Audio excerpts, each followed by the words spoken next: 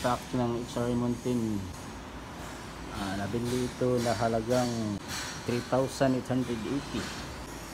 at ikabit natin dito sa ating SYM Bonus X. Yan ang ating kakabitan kasi wala nang ano to,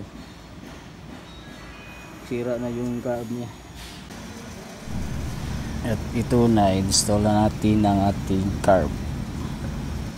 Hindi ko na lang videohan kung paano ko na-install kasi wala dito ang ating cameraman. I-check natin kung papasok ba yung langis niya sa ating bagong install na carb. Ito, mayroon ng pamagas na langis.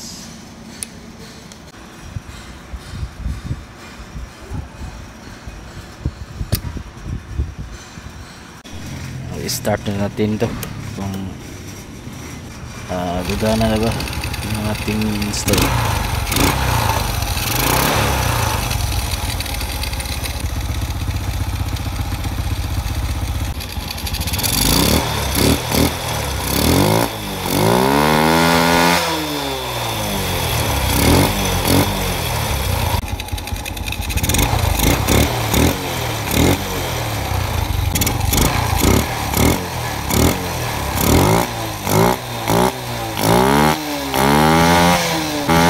Okay, ayos.